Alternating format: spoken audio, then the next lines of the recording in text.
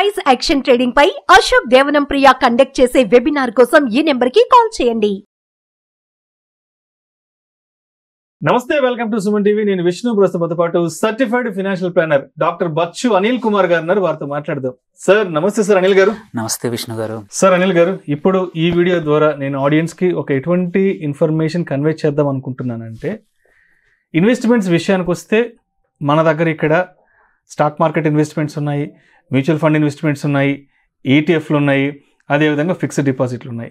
So పర్టికులర్గా ఈ video నేను ఎవరి కోసం మాట్లాడుతున్నానంటే, ఎవరైతే ఇండియాలో ఇన్వెస్ట్మెంట్స్ చేద్దాం అనుకుంటున్నారో అటువంటి వాళ్ళ కోసం ఈ వీడియో నేను డిస్కస్ చేయబోతున్నాను. సో ఇప్పుడు నేను చెప్పిన ఈ ఇన్వెస్ట్మెంట్ అవెన్యూస్ ఏవైతే ఉన్నాయో ఇవి కాకుండా ఎన్ఆర్ఐలు అనేవాళ్ళు ఇండియాలో రియల్ ఎస్టేట్లో ఇన్వెస్ట్ చేయాలి అనుకుంటే మరి వారికి ఎటువంటి ఇబ్బందులు ఉన్నాయంటారు? ఏంటి అసలు? చాలా రిలవెంట్ క్వశ్చన్ అండి. కామన్గా నా క్లయింట్స్ కానీ జనరల్గా ఫేస్ చేసే ఇష్యూస్ చెప్తాను.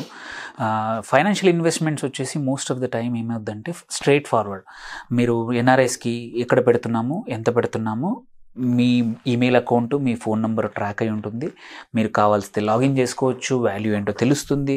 మీ ఎన్ఆర్ఈ అకౌంట్ ఇస్తే ఎన్ఆర్ఈ, ఎన్ఆర్ఓ అయితే ఎన్ఆర్ఓ, ఆర్ మీకు ఇండియాలో డొమెస్టిక్ అకౌంట్ ఉంటే దానికి డబ్బులు స్ట్రైట్ ఫార్వర్డ్ ఎంత పెడుతున్నారు, ఎలా పెడుతున్నారు అనేది తెలుస్తుంది. అంటిల్ అండ్ అన్లెస్ మీరు కొన్ని కేసుల్లో ఈ మధ్యలో విన్నది ఏంటంటే బ్యాంక్ మేనేజర్లకు అవకాశాలు ఇచ్చి వాళ్ళకి డిపాజిట్లు ఇచ్చి, అంటే మీరు ట్రాక్ చేయకపోతే అది మన తప్పు. కానీ but most of the financial investments ఏవైనా సరే, వెదర్ డైరెక్ట్ ఇండైరెక్ట్ ఎటువంటివైనా సరే మీ చేతిలో ఉంటాయి. Information is in your hand. So మీకు పెరగడమా తగ్గడమా ఎప్పుడు విత్డ్రా చేయడం అనేది మీ చేతిలో ఉంది. వెరాజ్ రియల్ ఎస్టేట్కి వచ్చేవరకు చాలా అవకాశాలు ఎంత ఉన్నాయో ఇబ్బందులు, పొటెన్షియల్ పిట్ఫాల్స్ అంటే జరిగే నష్టాలు కూడా కొన్ని అలాగే ఉన్నాయి.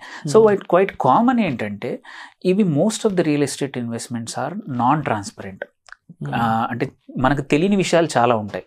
ఎందుకంటే లీగల్ ఇష్యూస్ ఒకటి, ఆ ల్యాండ్కి సంబంధించిన హిస్టరీ ఒకటి.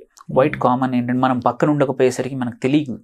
అండ్ ల్యాండ్ చుట్టూతా మేబీ యూనో ఏదైనా లేక్స్ ఉండొచ్చు, ఒక ఫ్యాక్టరీ ఉండొచ్చు, ఇంకా ఏదైనా కొన్ని కేసుల్లో మనకు తెలియకుండా మనం అక్కడి నుంచి కొనేస్తే శ్మశానం ఉండొచ్చు, ఆ ప్లాటింగ్ సరిగా ఉండకపోవచ్చు. క్వైట్ అ కామన్ థింగ్ ఏంటంటే లొకేషన్ అండ్ ఆ ల్యాండ్ యొక్క ఏమంటారు డాక్యుమెంట్ హిస్టరీ తెలియకుండా. So it's not easy. ఇక్కడ మన దగ్గరలో హైదరాబాద్లో ఉండి పక్కన కొందామంటేనే చాలాసార్లు మనం దగ్గరలో ఉండి కూడా మోసపోతున్నాం. మీరు ఈ విషయం చెప్తే నాకు గుర్తొస్తుంది, హైదరాబాద్లో ఏదైనా కంటిన్యూస్గా ఒక 1-2 days పెద్ద రెయిన్ కురిసినప్పుడు మనం హైదరాబాద్ సరౌండింగ్స్లో చూస్తుంటాం. ఏవైతే ఈ నదులు, ఈ చెరువులు ఇట్లాంటివి ఏవైతే ఉన్నాయో అటు చుట్టుపక్కల స్థలాలంతా కూడా ఆక్యుపై చేసేసి అక్కడ పెద్ద ఎత్తున రియల్ ఎస్టేట్ వెంచర్లు వేసేసి పెద్ద పెద్ద విల్లాలు కడుతుంటారు. కంటిన్యూస్గా ఒక రోజంతా వర్షం కురుస్తుందంటే అర్థం అవుతుంది అక్కడ సిచ్యువేషన్ ఏంటనేది కూడా. యాక్చువల్లీ ఇప్పుడు అదే చాలా మంది ఏంటంటే మీరు ల్యాండ్లు కొనాలి అనుకుంటే ఎండాకాలంలో కన్నా వర్షాకాలంలో వెళ్తే అసలు మీ ప్లాట్స్ కనబడుతున్నాయా లేదా అనేది తెలుస్తుంది కొనేది. సో జనరల్గా అది అంటే మనుషులు మామూలుగా మాట్లాడుకుని నానుడి. సో ఈ ఇష్యూస్ మాత్రం compulsory, location issues, regulation issues. దీంతో పాటు ఏంటంటే డాక్యుమెంట్ వెరిఫికేషన్ అనేది ఎన్ఆర్ఐస్కి కష్టం చేసుకోవడం. ఇప్పుడు స్టిల్ కొద్దిమంది లాయర్లు ప్రొవైడ్ చేస్తున్నారు, బట్ వాడుకుంటే మంచిది ఆ సర్వీస్. సో అది చేసుకోకపోతే మాత్రం తర్వాత ఇబ్బందులు వస్తాయి. సెకండ్ ఇష్యూస్ ఏంటంటే అగ్రిమెంట్లు కానీ, సైన్ అప్లు కానీ, అగ్రిమెంట్లు ఆనర్ చేయడం కానీ, ఆర్ ఈ ల్యాండ్లో ఏమైనా ఇష్యూస్ ఉంటే legal disputes quite common. So ఇండియాలో ఉన్న వాళ్ళు అట్లీస్ట్ కోర్టుకి వెళ్ళి అటెండ్ అయ్యి చేయించుకోవచ్చు. బట్ ఇది one of the most common problem that faced by NRIs. ఏంటంటే లీగల్ డిస్ప్యూట్స్ వచ్చాయంటే వెదర్ అగ్రిమెంట్ ఫెయిల్యూర్లు అవ్వచ్చు, రిజిస్ట్రేషన్ తర్వాత ఏదైనా ప్రాబ్లం రావచ్చు, అండ్ అమ్మిన వాళ్ళ ఫ్యామిలీ వాళ్ళు వచ్చి మన మీద కేసు వేసి ఇండియాలో ఉంటేనే కష్టం. అలాంటిది బయట ఉండడం వల్ల లీగల్ ఇష్యూస్ ఫేస్ చేయడం చాలా అక్కడి నుంచి వచ్చి ఇక్కడ 2 నెలలు 6 నెలలు కూర్చొని దాని గురించి ఫోకస్ చేయాలంటే అయ్యే పని కాదు కదా. అస్సలు కాదు. చాలా నేను ఎంతో మందిని చూశాను. ఈ ఇష్యూస్ చాలా వస్తాయి. అండ్ ఇంకొక కామన్ ఇష్యూ ఏంటంటే మన ల్యాండ్ మనం ఎలాగో ఉండట్లేదు, వీళ్ళు ఎన్ఆర్ఐస్ కాబట్టి లేరు అని తెలిసిపోతే పక్కవాడు ఆక్యుపై చేయడం కానీ. సో మనం కొన్న ల్యాండ్కి ప్రొటెక్షన్, డబుల్ రిజిస్ట్రేషన్ ఒకటి, ఇంకోటి ప్రొటెక్షన్, మన ల్యాండ్ ప్రొటెక్ట్ చేసుకోవడం కూడా కష్టం. అంటే అంటిల్ అండ్ అన్లెస్ మనకు మన చుట్టాలు, మన ల్యాండ్ చూసుకునే వాళ్ళు, మన తమ్ముడు లేకపోతే నాన్న ఎవరైనా ఉంటే తప్ప ఇట్స్ వెరీ డిఫికల్ట్. మీరు ఆ ఏరియాలో కొన్ని ఏరియాలో మన వాళ్ళు లేకపోతే ఆ security of that asset is also very difficult. Only thing మంచి రియల్ ఎస్టేట్ కంపెనీ మంచి హెచ్ఎండిఏ సర్టిఫైడ్ మంచి వెంచర్ అయితే మన ల్యాండ్కి సెక్యూరిటీ అనేది ఉంటుంది. సేమ్ వే అపార్ట్మెంట్ ఒకటి తీసుకున్నాం, ఫ్లాట్ తీసుకుంటున్నామంటే మంచి వెంచర్లో on time well known builder on time చేస్తున్నాడంటే అట్లాంటివి కొంటే ఇబ్బందులు రావు. బట్ అన్నోన్ జస్ట్ బికాస్ ఎవరైనా చెప్పారని కొనడము అలాంటివి చేసినప్పుడు మాత్రం చాలా ఇబ్బందులు వస్తాయి. అండ్ థర్డ్ ఇంకొక మేజర్ ఇష్యూ ఏంటంటే కొనేప్పుడు అందరూ అంటే క్యాష్లో తీసుకోరు, కొద్దిమంది క్యాష్ కాంపోనెంట్ కావాలంటారు. ఆర్ కొనేప్పుడు ఎలాగైనా మేనేజ్ చేసినా కానీ అమ్మేప్పుడు వచ్చే డబ్బులు కూడా ఇబ్బంది అవుతుంది. సో వెరీ రేర్లీ మన రియాలిటీ ఏంటంటే చాలా అఫీషియల్ వాల్యూ ఒకటి ఉంటుంది, మార్కెట్ వాల్యూ ఒకటి ఉంటుంది. ఈ డిఫరెన్స్ అమౌంట్ని మనీ మేనేజ్మెంట్ అనేది one of the major issue. So మళ్ళీ ఫైనాన్షియల్ అసెట్స్ అయితే విత్డ్రా చేసుకొని మళ్ళీ తీసుకెళ్ళడానికి కానీ నీకు స్కోప్ ఉంటుంది. బట్ ఎన్ఆర్ఐలకి మళ్ళీ ఇంత అమౌంట్ మళ్ళీ ఇంకో రియల్ ఎస్టేట్ అసెట్లోనే పెట్టాల్సి వస్తుంది. కానీ టేకింగ్ బ్యాక్ అనేది చాలా ఇబ్బంది. ఆర్ ఇంకొక మన చుట్టాలనో ఇబ్బంది పెట్టి వాళ్ళ అకౌంట్లో వేయించో వాళ్ళని నమ్మో. సో అనదర్ ఇష్యూ దీని నుంచి వచ్చేది ఏంటంటే ట్రస్ట్ ఇష్యూస్. సో బికాజ్ మనం పక్కన ఉండట్లేదు, ఉండి కూడా మోసపోతున్నాము. పక్కన ఉండకపోవడం వల్ల దెర్ ఈస్ హై ఛాన్స్ చాలామందికి ఏంటంటే దెర్ ఈజ్ అరే వీళ్ళు ఎలాగో రారు అనే ఉద్దేశంతో మోసపోయే అవకాశాలు చాలా ఉన్నాయి. సో ఇది ఫోర్త్ బిహేవియరల్ ఇష్యూస్ అనమాట, నమ్మకం, ట్రస్ట్ ఇష్యూస్. ఎవరిని నమ్మాలో తెలియదు ఏది రియల్ ఎస్టేట్ యాసెట్లో అయితే. ఎందుకంటే ఇప్పుడు రేరా వచ్చి కొద్దిమంది సర్టిఫైడ్ ఏజెంట్స్ కానీ సర్టిఫైడ్ ఏజెన్సీస్ కానీ వచ్చాయి కాబట్టి there is still possibility. But ఎవరైతే నాన్ సర్టిఫైడ్ రేరా లేదనుకోండి, లీగల్గా మనకి ఎటువంటి మధ్యవర్తి దగ్గర నుంచి ఎటువంటి ప్రొటెక్షన్ ఉండదు. నువ్వు డబ్బులు అడ్వాన్స్ ఇవ్వడము లేకపోతే ఎవరికైనా ట్రాన్స్ఫర్ చేయడము. సో ఇట్స్ వెరీ డిఫికల్ట్ ఇట్లాంటివి చూసుకోవడం. కంపల్సరీ నీకు ఇండియాలో ఒక వ్యక్తి ఉండాలి, నమ్మకమైన వ్యక్తి, విచ్ ఇస్ అందరికీ అవకాశం రాకపోవచ్చు. దెన్ అనదర్ మేజర్ ఇష్యూ ఏంటంటే ఫ్లాట్స్ కానీ ఏదైనా యాసెట్స్ తీసుకుంటారు, బిల్డింగ్స్ తీసుకుంటారు, మెయింటెనెన్స్, ప్రాపర్టీ మెయింటెనెన్స్ అనేది one of the major issue. మీకు ఇక్కడ 2 ఇండ్లు ఉంటాయి, 3 ఇండ్లు ఉంటాయి, యాన్సెస్ట్రల్గా రావచ్చు, ఆర్ మనం డబ్బులు పెట్టి కొనవచ్చు ఇన్వెస్ట్మెంట్ లాగా.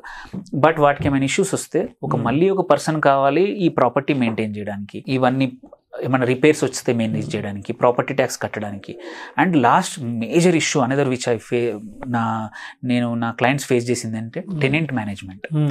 సో టెనెంట్స్ ఏంటంటే పక్కన ఉంటేనే మన మాట విని టయానికి డబ్బులు ఇచ్చే అవకాశాలు లేవు, ఆర్ మనకు అవసరం వచ్చినప్పుడు ఖాళీ చేయమంటే ఖాళీ చేయట్లేదు ఈ మధ్యలో. వెన్ యూ ఆర్ ఎన్ఆర్ఐ అని తెలిస్తే మోస్ట్ ఆఫ్ ద టైమ్ ఖాళీ చేయమని చెప్పి అవకాశం ఉంటుంది. ప్రాపర్టీని కరెక్ట్ మెయింటైన్ చేయకపోవడం కానీ, అవసరానికి కొన్ని సంవత్సరాల తర్వాత ప్రాపర్టీ నాది అని చెప్పి వెకేట్ చేయకుండా ఇబ్బందులు పెట్టే టెనెంట్స్ చాలా మంది ఉన్నారు. సో ఇన్ని రకాల ఇష్యూస్ ఉన్నాయి. పర్సనల్గా నా ఫ్యామిలీలోనే ఈ ఇష్యూ నడుస్తుంది. టెనెంట్ 6 months నుంచి దే ఆర్ నాట్ వెకేటింగ్. పోలీసుల దగ్గరికి వెళ్ళి కేసు పెడితే కూడా ఇంకా వెకేట్ చేయలేదు. So this are all reality. ఏది థియరిటికల్ కాదు. ఈ ప్రాబ్లమ్స్ నేను చెప్పినవన్నీ చూస్తున్న ప్రాబ్లమ్స్. సో ఇవన్నీ అవాయిడ్ చేయాలంటే ఏంటంటే మంచి పేరున్న వెంచర్లో ఒక కొంచెం ప్రీమియం అంటే ల్యాండ్, సపోజ్ బయట మార్కెట్ కన్నా ఒక 1000-2000 ఎక్కువ ఉన్నా పర్లేదు, మన సెక్యూరిటీ, మనం అంత పెట్టిన డబ్బు అలాగే ఉండాలి, పీస్ ఆఫ్ మైండ్తో మనం అక్కడ పని చేసుకుని అక్కడ ఏ కంట్రీలో ఉంటున్నాం అక్కడ హ్యాపీగా ఉండాలి అంటే, మన డబ్బులు పెట్టిన ఇన్వెస్ట్మెంట్ హ్యాపీగా ఉండాలంటే మాత్రం వెల్ నోన్ మంచి వెంచర్లో కానీ మంచి గేటెడ్ కమ్యూనిటీలో కానీ కొంటే తప్ప పేరు లేని కంపెనీస్లో కొని తర్వాత ఇబ్బంది పడి. ఇంకొకటి కూడా జరుగుతుంది ఇప్పుడు, చాలామంది ఏంటంటే మేము అప్కమింగ్ వెంచర్ ఇందులో ఒక ₹1 కోటి పెట్టండి 2 yearsలో డబుల్ ఇస్తాం. అది అసలు ఆ వెంచర్ నిజంగానే వాళ్ళు ట్రస్టెడా, వాళ్ళకు ఆ ల్యాండ్ బేస్ ఉందా, వాళ్ళు కావాలంటే మీకు ల్యాండ్ రిజిస్ట్రేషన్ చేస్తామని చెప్తారు. సో దిస్ ఆల్సో ఇక్కడ పక్కనుండే మనం సాల్వ్ చేసుకోలేనప్పుడు వేరే కంట్రీలో ఉన్నప్పుడు ఇట్స్ మచ్ డిఫికల్ట్ అనమాట. లీగల్గా ఫేస్ చేయడం కానీ వాళ్ళని పట్టుకొని అడగడానికి కూడా కష్టంగా ఉంటుంది. సో రియల్ ఎస్టేట్లో ఇన్ని రకాల ప్రాబ్లమ్స్ ఉన్నప్పుడు ఏంటంటే కొంచెం ఎక్కువ జాగ్రత్తలు తీసుకోవాల్సి వస్తుంది. ఆర్ మీ ట్రస్టెడ్ ఫ్యామిలీ మెంబర్ కానీ ఎవరైనా ఉంటే తప్ప డోంట్ గెట్ ఇన్ టు, అంటే పేరు లేని కంపెనీల్లో ఆర్ అప్కమింగ్ లొకేషన్ కూడా తెలియదు. ఇంకో ఇంపార్టెంట్ మేజర్ ఇష్యూ ఏమొస్తుందంటే డబ్బులతోటే కాకుండా ఎప్పుడు అమ్మాలి, because it's not always buying at right time, but selling at right time, correct market price వస్తుందా లేదా అనేది మాత్రం చాలా ఇంపార్టెంట్. సో మనకి మోస్ట్ ఆఫ్ ద టైం కొనేప్పుడు మంచిగానే కొనేస్తాము, అమ్మేప్పుడు మోసపోతారు మోస్ట్ ఆఫ్ ద ఎన్ఆర్ఐస్. ఎందుకంటే బయట మార్కెట్ రేట్ 10,000 ఉంది, లేదు 8,000 ఉంది, 9,000 ఉంది అని చెప్పి తక్కువ under cutting of price quite common అనమాట. బికాస్ వాళ్ళు ఎలాగో మార్కెట్లో లేరు, చెప్పింది వినాల్సి వస్తుంది. సో ఇది కూడా ఒక మేజర్ ఇష్యూ అనమాట. సో అమ్మేప్పుడు కూడా మీరు ఇండిపెండెంట్గా ఒకరిద్దరిని అడిగి తెలుసుకొని అమ్మండి. సపోజ్ ఇప్పుడు అమ్మే సిచ్యువేషన్లో ఉంటే. సో ఈ ఇన్ని రకాల నాన్ ట్రాన్స్పరెంట్ ఫైనాన్షియల్ అసెట్స్ అయితే ట్రాన్స్పరెంట్ ఇన్ఫర్మేషన్, ఇన్ని రకాల పిట్ ఫాల్స్ ఉన్నాయి కాబట్టి it is very very important that when you do it జాగ్రత్తలు అన్నీ తీసుకొని చేయాలి. లేదు మీకు నా వల్ల ఇవన్నీ ఇంత రిస్క్ నేను చేయను అంటే సింపుల్గా ఫైనాన్షియల్ అసెట్స్ చేయాలి. సో మీకు రిసోర్సెస్ ఉంటే ఇటువైపు రండి, రిసోర్సెస్ లేకపోతే సింపుల్గా financial assets. Right, thank you so much Anil గారు. థ్యాంక్ యూ అండి. ఎన్ఆర్ఐలు ఇండియాలో రియల్ ఎస్టేట్లో ఇన్వెస్ట్ చేస్తే వచ్చే ఇబ్బందులు ఏంటి అనే అంశం గురించి చాలా చక్కగా మన ఆడియన్స్కి చాలా డీటెయిల్గా ఎక్స్ప్లెయిన్ చేస్తారు. Thank you so much sir. Thank you అండి. సుమన్ టీవీలో మీ పర్సనల్ అండ్ బిజినెస్ ప్రమోషన్స్ కోసం కింది నెంబర్కి కాంటాక్ట్ చేయండి.